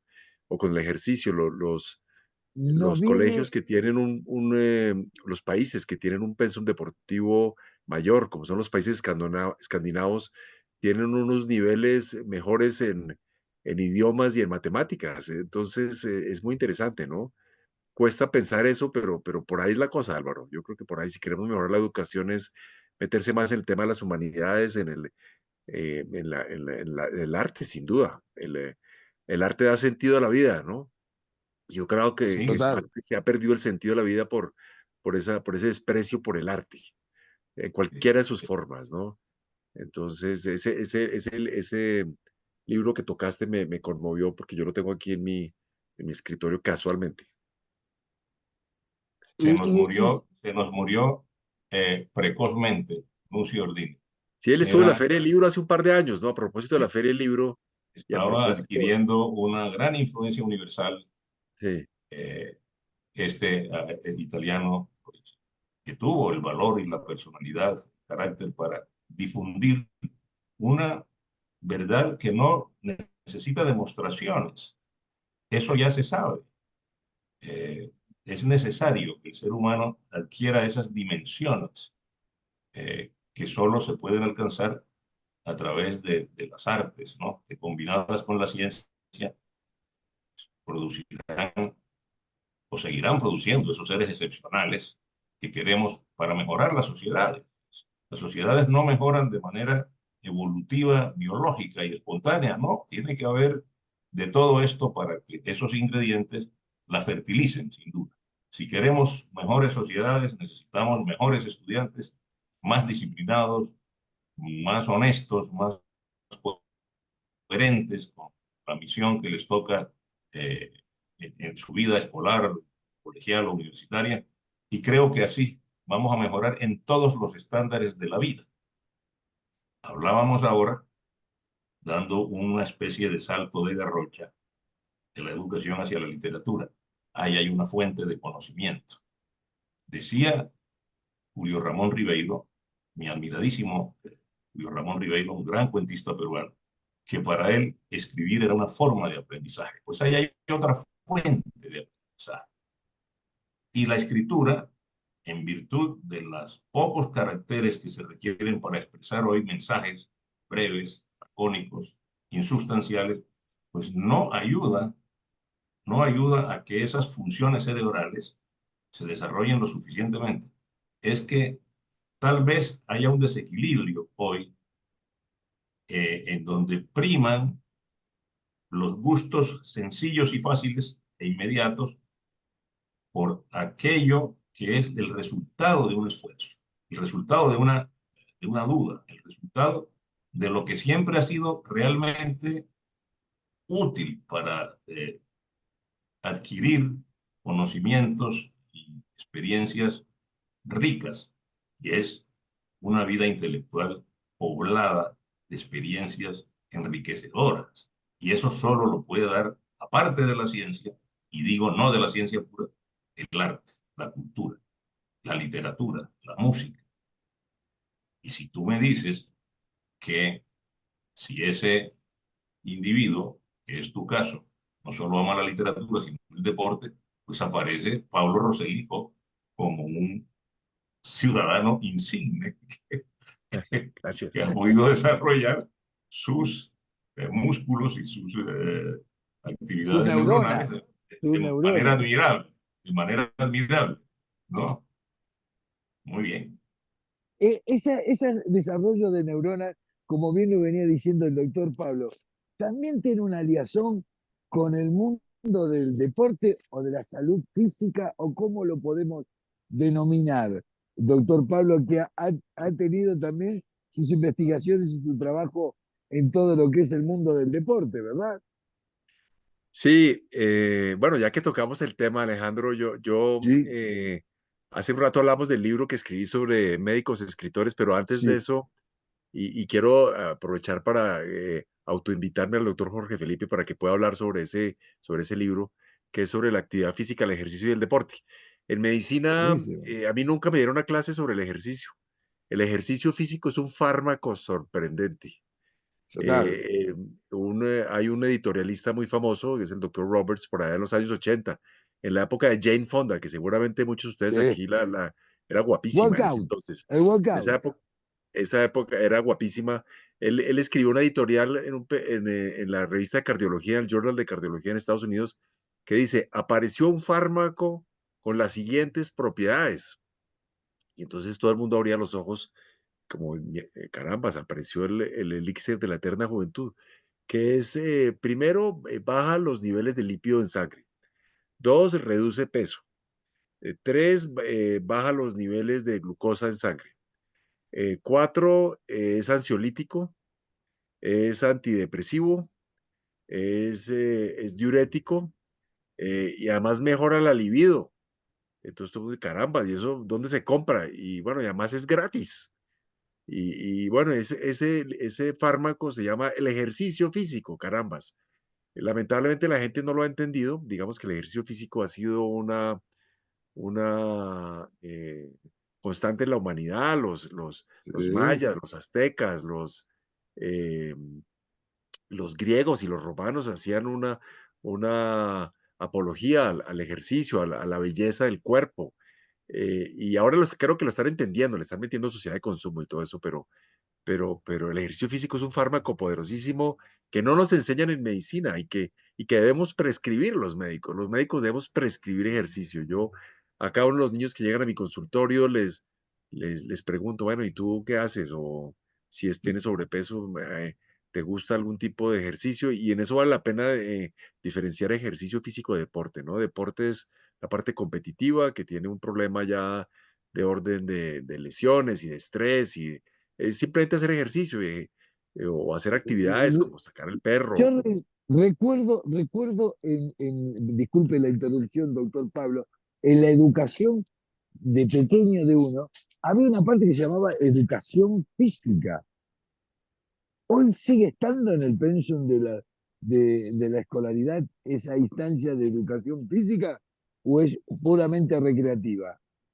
Sí, sí, no, pues claro que sigue, claro que sigue. Lamentablemente cuando yo estaba en el colegio no la entendía, le parecía hartísimo la educación física, le parecía, no, yo no entendía por qué me ponían a trotar 3 veces en la cancha de fútbol. Como lo decía anteriormente, las cosas les llegan a uno en la vida tarde, ¿no?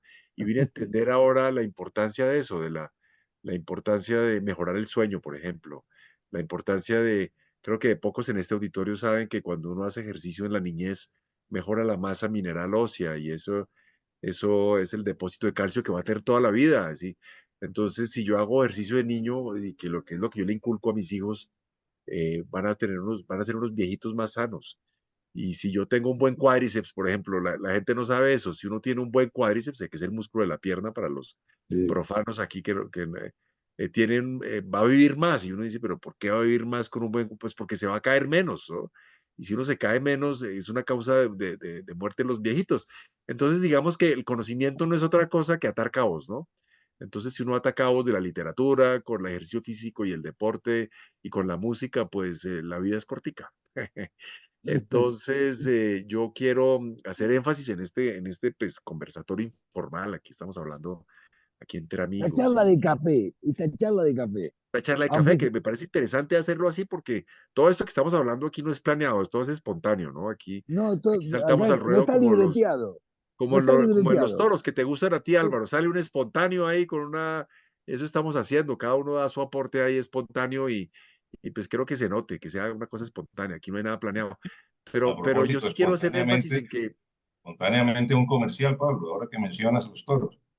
Y recomiendo a los Upa. 20 participantes de este café que lean la columna del artículo de Daniel Samper Pisano hoy sobre los toros en el contexto del animalismo contemporáneo. Yo quisiera que desprevenidamente leyeran eso, a ver si es posible que estemos de acuerdo en algunas cosas esenciales. Muy bien, perfecto. Debe, sigamos. Una debe, deliciosa columna. Yo la acabo de leer hace un ratico y le dije a Álvaro, carambas, qué bien escribe Daniel Samper. sí, Bueno, y sí. volviendo al ejercicio, bueno, lástima que no tengamos tiempo de hablarlo sobre los escritores colombianos. Ahí tangencialmente Alejandro nos pasó un video de Macondo y bueno, sería interesante hablar sobre, en agosto nos vemos, en fin. Pero hablemos un poquitico, ya que nos quedan algunos minutos sobre el ejercicio físico. Palabras más, palabras No, menos. La gente que hace ejercicio vive más y vive mejor. Por una razón, disminuye la probabilidad de cáncer, por ejemplo. Hay varios estudios que demuestran que si uno hace ejercicio, tiene una menos probabilidad de tener cáncer de colon, de próstata, de cuello uterino, de mama. Disminuye las enfermedades crónicas no transmisibles, donde están incluidas la hipertensión arterial, la diabetes, el sobrepeso.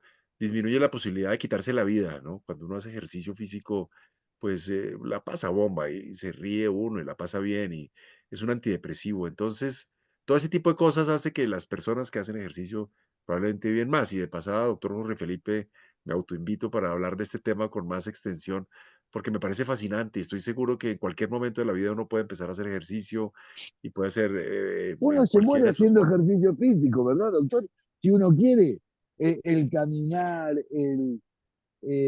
bueno, ya entrando en algunos deportes lo puede manejar un poquito mejor, pero el yoga, la gimnasia Por pasiva y supuesto. activa, todo sirve. O sea, y hoy en día que estos aparatitos inteligentes nos brindan la posibilidad de transcribir la cantidad de pasos, la cantidad de kilómetros que hicimos diariamente. O sea, tenemos casi un personal trainer en estos bichitos si lo queremos, ¿no es cierto? Pablo, mañana cuadramos fecha, Perfecto. día y hora para Ac- presentar este Aquí libro, hay que testigos y soy puede el ser una charla. principal adicto, porque si hay algo bueno para la columna es el ejercicio.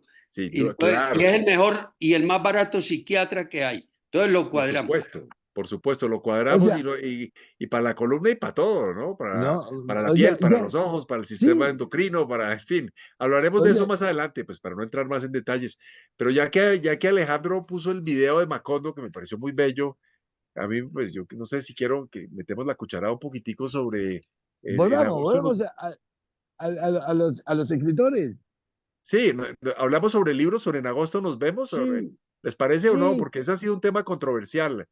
Yo, Eh, yo, eh, eh, ¿Qué les entonces, pues pareció? uno En ya, agosto nos vemos. en agosto nos vemos, entonces no sé si en el auditorio habrá alguien que nos quiera comentar, es un libro fácil de leer, lo venden en los semáforos, bueno, en fin, es de fácil consecución, ha sido todo un hit literario, ha dado la vuelta al mundo y ha habido muchas opiniones al respecto. Yo quisiera oír las opiniones de algunos de los aquí presentes. Empecemos por Alejandro y Álvaro, a ver qué opinan del libro. A ver, A mí me pareció un libro fácil. Me pareció, tiene una sola instancia. Si tiene casi no sé si un decreto, una súplica, una consideración del maestro Gabriel García Márquez que dijo, esto no es para hacer un libro.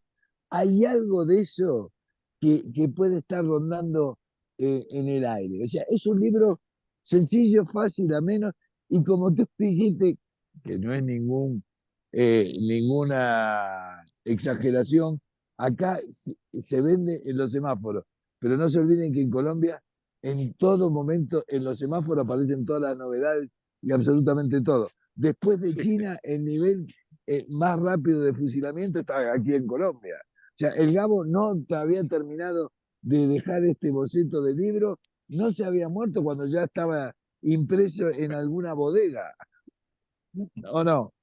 sí, Entonces, así es. luego, a mí me pareció así, liviano, un libro sí, muy para los tiempos que corren. ¿Y No sé tú qué piensas crees que... que está bien haberlo publicado? Porque es la eterna pregunta, ¿no? Eh, Ahí lo que dije, como empecé, dije, no sé si fue un decreto, si fue una súplica, si fue una consideración del Gabo que dejó en claro, eh, no tiene estatura ni estamento de libro, no lo publique. Pero, esto me hace acordar a una instancia que viví en mi vida profesional, cuando me tocó viajar con Guillermo Vilas mucho tiempo, que yo cogía una pelota de tenis y le decía, fírmamela, ¿ok? Alguna nota, fírmamela. Entonces él me decía, ¿para qué quieres que te la firme? Dije, porque el día de mañana, cuando no tenga plata, vender todas estas cosas van a tener su valor. Y después me fui dando cuenta, cuando nos volvimos a encontrar, ya aquí en Colombia, con él y con Bjorn, yo decía, bueno, ahora firmámelas, pero saquémonos la foto, porque con la foto va a tener mejor precio, ¿ok? Porque la gente va a costar de que sí y que no es falsificado. Yo no sé si eso hizo que los chicos quisieran facturar un poquito más y hacer eh, un homenaje a los 10 años de su muerte con este libro. Yo si el estamento de él hubiese sido no publique, no hubiese publicado. Pero los chicos pensaron con una fortuna que le ponen arriba de la mesa y te dice, está este libro, este manuscrito de Gabo, publiquemos. No sé si no primó el mercantilismo por encima de lo que su padre a lo mejor eh, les dejó como instancia, que ya digo, no sé si como decreto, como consideración o como eh, una expresión de deseo. No tiene estatura de libro. Bueno, Te lo he dicho por él. Alejandro, dejémoslo como una novela o noveleta, que es un tipo de Un relato bonus track, corto. un bonus track. Yo, hemos, hemos sido comprensivos con el paso del tiempo, hemos sido comprensivos con el pasado, también deberíamos ser un poco comprensivos con este gran escritor que Total. evidentemente no quiso publicar esta noveleta en su momento, más creo yo que porque ya no era capaz de valorar justamente su propia obra, aunque fuera menor, que por cualquier otra razón. Los escritores suelen tener capricho y cuando van Sí, perdiendo la también. memoria, y tienen un sentido de autocrítica como lo tenía García Márquez, bastante pronunciado, suelen destruir sus obras. Los ejemplos abundan. Afortunadamente hubo obras grandes que no fueron echadas al canasto de la basura, etcétera, etcétera. Pero yo creo que esta es una obrita que no tiene pretensiones de gran literatura, pero que es muy agradable de leer, sobre todo la Sí, historia, hoy en tiempos de mujeres eh, eh, adultas que tienen su propia vida, son dueñas de algunos momentos o de todos los momentos de su existencia, elegir literariamente un día de agosto de cada año para irse eh, a disfrutar un poco las cosas que cuando García Márquez concibió este libro no eran ni siquiera soñables. Recuerden que esto se desarrolla probablemente en un pueblito de la costa, no muy bien definido, con algunos elementos estructurales que enriquecen el relato, porque eso está lleno de música y de literatura. Fíjense ustedes que es un total. librito pequeño, ahora menor, pero que está enriquecida con alusiones literarias y musicales muy interesantes.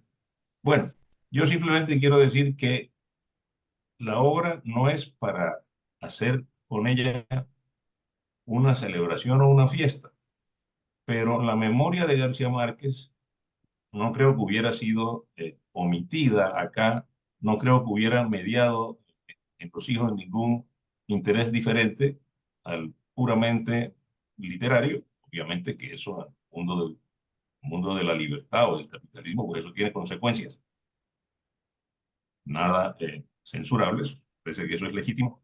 Pero finalmente, ¿qué es la literatura? La literatura es algo bien escrito, más allá del argumento, más allá de la historia. Cuando uno encuentra textos bien escritos, y este lo está, con una que otra reiteración episódica, pues queda finalmente con una sensación placentera. No digo yo que quede uno, después de leer esta obra, infinitamente feliz o deslumbrado, no, pero no desdice, digamos así, del lenguaje de García Márquez y de su escritura. De hecho, yo supuse o deduje que ahí había unas adjetivaciones bastante borgesianas o borgianas, Sí, sí, sí, que sí, recuerdo tiene cosas.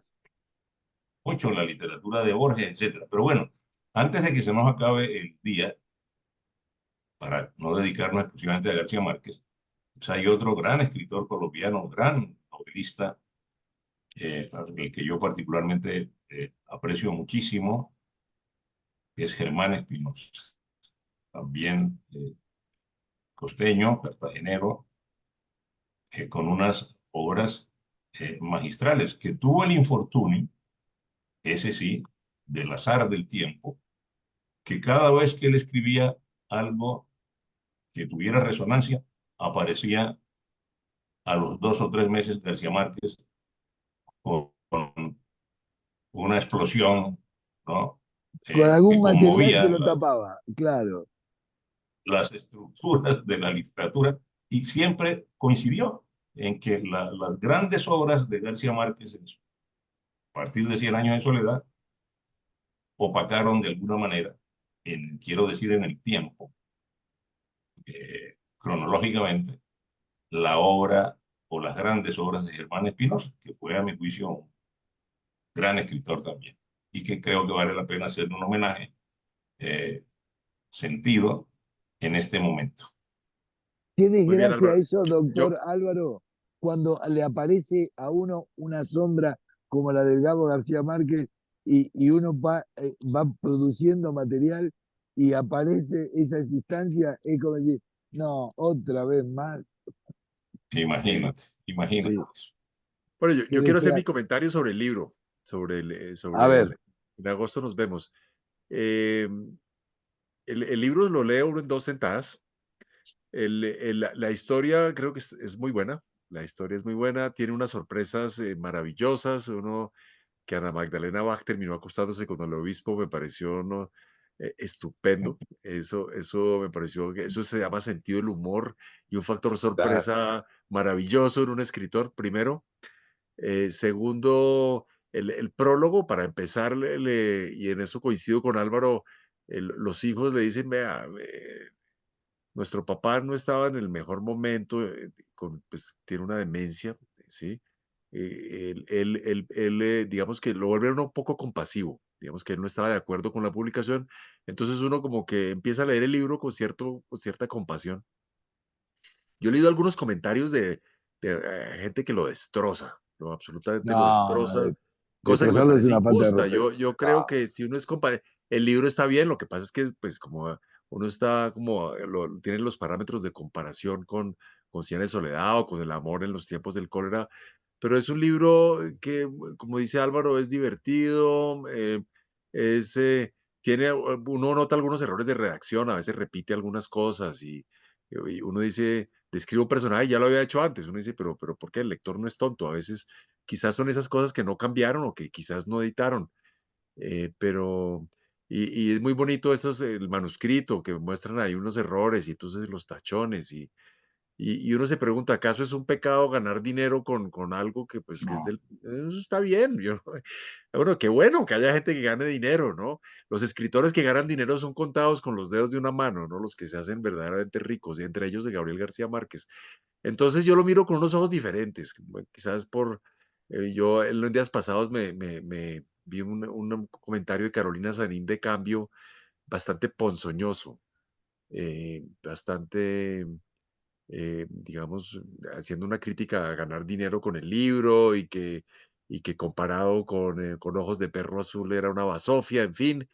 eh, No, no, uno, yo creo que está bien y no cambió para nada mi idea de Gabriel García Márquez. Mi novela no, favorita sigue siendo El amor en los tiempos del cólera. Yo creo que no existe un manual de la vida conyugal más maravilloso que ese, un manual de la vejez, de cómo pasan los años, un manual de la nostalgia y para mí él no ha cambiado, sigue siendo un genio.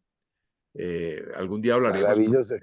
es un genio, Maravilloso escritor, maravilloso. No, no, maravilloso. pero los críticos literarios, uno que tiene, yo me dedico a eso, tengo esas instancias, pero uno, maltratar un escrito literario de cualquier orden me parece casi un asesinato, porque el mundo del arte, en todas sus expresiones, musical, pictórica, eh, letras, etcétera, etcétera, no es nada ni bueno ni malo, es sencillamente te gusta o no te O no te gusta, gusta. nada más. Ok. Pero de ahí hacer toda una apología de ponernos en críticos literarios, ¿con qué altura ética y moral? Con ninguna más que la de un lector que se sienta frente a un material, le puede gustar o no. A mí me pareció liviano, y digo, y en el mundo, en un mundo como el que vivimos ahora, donde hay una cultura de lo light, donde se hace una apología, a mí la Coca-Cola cero me gusta, tanto como la regular, aunque algunos te dicen no, el azúcar en su justa medida es maravillosa, prefiero el chocolate amargo, pero porque me gusta el cacao de esa manera, pero hoy en día encontrar instancias que sean, incluso lo comercial, es como cuando uno habla de la música comercial o la literatura comercial. Todo tiene que ser comercial, porque si no se vende, no sirve.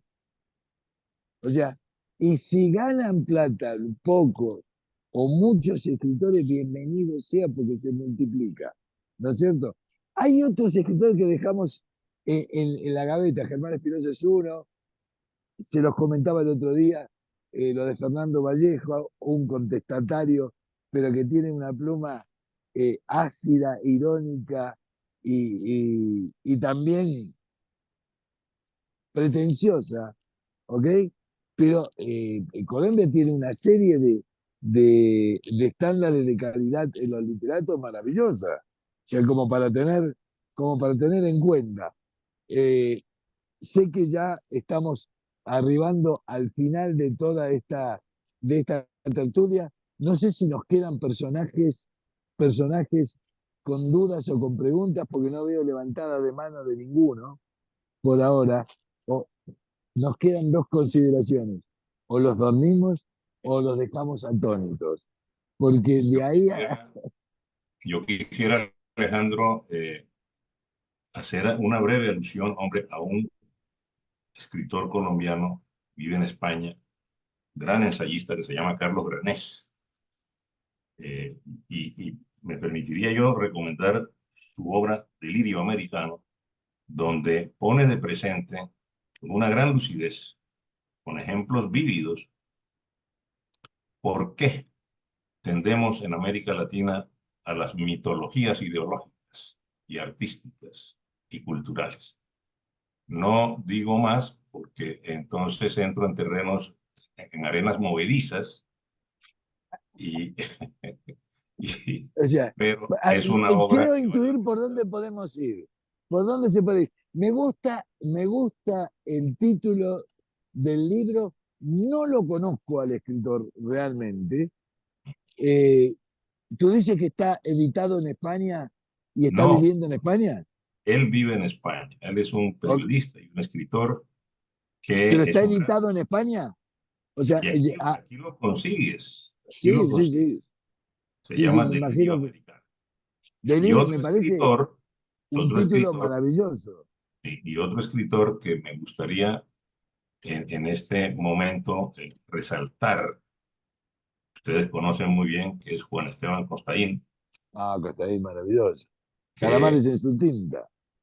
que tiene, sí, además, pues es un historiador con una gran solvencia, con una gran capacidad positiva, envolvente, seductora. Es un gran ser humano y un gran escritor. Y yo creo que hay que ponerles atención a estas renovaciones. La literatura colombiana ya no son tan jóvenes, quiero decir, pero Bueno, doctor. a veces la gloria literaria demora un poco. Eh, y usted sabe que la muerte es la reivindicación de los valores del ser humano. No hay nadie que se muera que sea mal tipo, mal padre, mal pensador y todas esas instancias. Ya. Uno cuando se muere puede tener una reivindicación de los valores, ¿ok? Pero eh, en los tiempos que estamos, ojalá podamos hacer reconocimientos en vida de muchos de estos personajes que son importantes. Sí, hay de todo y hay que lograrse el espacio para comunicar. Hoy, gracias a Dios, entre este modernismo y este mundo también cuestionado por muchas instancias, uno puede ser influencer a través de esto, ¿ok? Puede influir en la gente a través de estos foros, ¿ok? Hoy podemos entrar en esta plataforma y tener 100, 200, 300, 400 personas cuando nos costaría mucho reunirnos en algún lugar para hacer este tipo de conversaciones. ¿Ok? Doctor Felipe, usted que siempre tiene esos cierres maravillosos y que ya veo que nos vamos con el reloj y ya lo tenemos atornillado al doctor Pablo Roseli Koch para su próxima charla sobre el deporte, que yo diría, ¿el deporte es salud? No, el deporte nos rompe a todos, ¿no es cierto? Nos pasa factura, doctor Pablo. Cierto, cierto. Entonces, hay una frase icónica que yo siempre doy en mi charla de Bertolt Brecht, el poeta Sí. y dramaturgo alemán, que decía que el ejercicio deja de ser bueno cuando se convierte en deporte. Entonces, yo creo que los médicos debemos motivar al ejercicio, que es la parte no competitiva y con fines de salud. Y ya cuando se vuelve deporte, suele pasar lo que dice Alejandro, se rompe los tendones y le rompe el alma, le rompe las ilusiones y bueno, otras cosas. Yo siempre sostuve esa instancia, el deporte no es salud, ¿ok? Pero Bertolt Brecht tendría que haber sumado esa frase que decía Galen Lineker, ¿no? El fútbol es un deporte de 11 contra 11 donde siempre gana Alemania. Entonces, doctor, usted siempre tiene el cierre y los cierres de usted, doctor Jorge Felipe, son maravillosos como esta puesta en escena que nosotros le proponemos y que usted, yo creo que de manera inconsciente nos acepta participar para poder llegar a esas 500 que vamos a llegar sin intervenciones. Sin Gracias, intervenciones en Alejandro. EPS. Le mando Sí, un abrazo. antes de cerrar, como es nuestra costumbre, vamos a invitarlos a la reunión cultural número 207 de Sesimín. Es un tema bastante relacionado con lo que se habló hoy. Estoy esperando aquí que Cristina me ponga la imagen. Que vale más que 1000 palabras, doctor. Así es. Y le hago una pregunta irónica. ¿Será que Bueno, no nos interviene en Sesimín, no? ¿no nos qué? ¿Que no nos intervienen estos conversatorios? Esperemos que no. No. O sea, a ver si los PQR superan la historia y nos interviene en la charla de Sesimín. Nos tenemos que ir a la Corte de la Haya. ¿O no? Así es. O Sí. a Washington, a Ve que pobre Cristina. instituciones Sí, tenemos. jurídicas. Doctor, ¿no Total. se ve? Yo ya estoy compartiendo, ¿no se ve? Nada, aquí no se ve la imagen. No, tranquila. Estamos pensando que hay intervención. Hay intervención, Cristina. Por eso es que Alejandro hablaba de intervención. Claro. No se ve, doctor. Cristina, la imagen. ¿Será que estamos intervenidos? Tan raro porque sí ya la estoy compartiendo. No. No, Voy a- pero. Dice, sí, Sesimín Reuniones ha iniciado el uso compartido de pantalla. No más. pero Bueno, No sale la eh, imagen. entonces debe es ser la que mi intervención. internet está lento. Espérate, Perdón, es la intervención, Cristina, quédese tranquila. Usted hace las cosas bien, pero cuando estamos intervenidos, todo pasa por el interventor. Todo. Hasta la bata del doctor del día domingo 21. Que esperemos ¿Nada? que nos acompañe. Nada. Pasa a la siguiente diapositiva. ¿Será que nos están interviniendo para que nos están bajando la moral para el domingo 21, doctor Jorge Felipe? Espero a las 9 de la mañana todos en el Parque Nacional con batas limpias, Va, está limpio. haciendo justicia por nuestra salud en Colombia, ¿verdad? Perdón, eso es para los profesionales de la salud. Y los que no Oh. somos de profesionales de la salud, ¿qué vamos? De En camiseta blanca. sudadera. ¿Todavía no la algo ven? cómodo. No. Nada, Cristina, no Nada, sale. Cris. No sé qué pasa, pero a mí sí me parece que estoy compartiendo. Quédese tranquila que Ya. nosotros le estamos estirando Ahora un sí. idioma a dos Entonces, voces. Ahora, llegó. el 23 de abril a las 6 de la tarde nuestra reunión número 207. un idioma a dos voces. El invitado o los invitados es el académico Robin Germán Prieto, que quiero saber, ahorita estaba acompañándonos, y la Sí. poeta caleña Jenny Cabrera. Como parte de la celebración del Día del Idioma, Sesimín se complace en invitarlos a participar en esta presentación, donde a través de la poesía navegaremos por el idioma de hombres y mujeres como resultado de un trabajo colaborativo entre Jenny Cabrera, poeta caleña, y Robin Prieto de Bogotá. El intercambio de roles, con el fin de comprender mejor algunos de los sentimientos de los otros, es la esencia de esta presentación. Robin, ¿nos estás acompañando? Sí, señor. Muy buenas noches para todos. Muchas gracias, doctor Ramírez.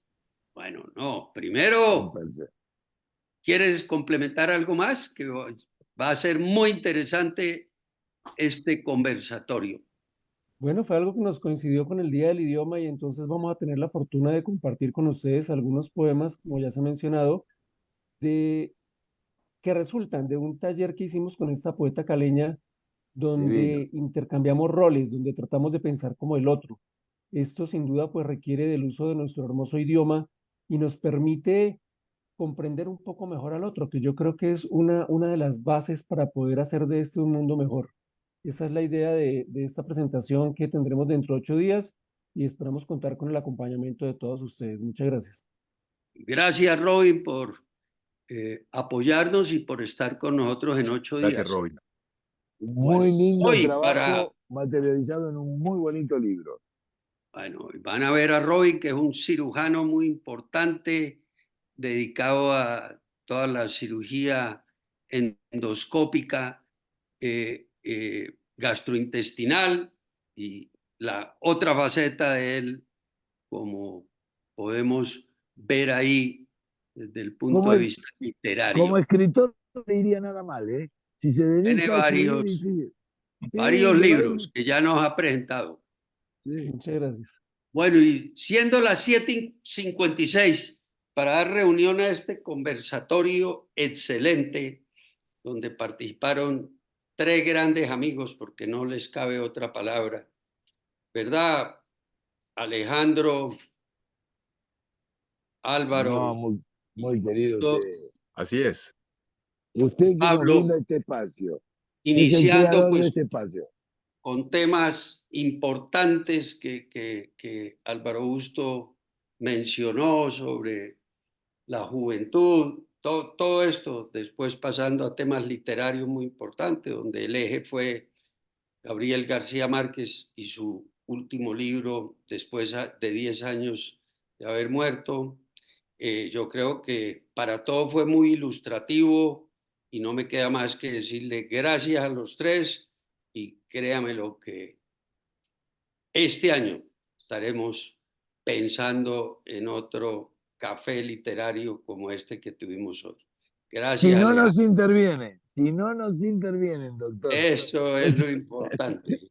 No Gracias vamos a a ti. dejar que nos Y, intervengan en y, los y, cafés. y todo esto pues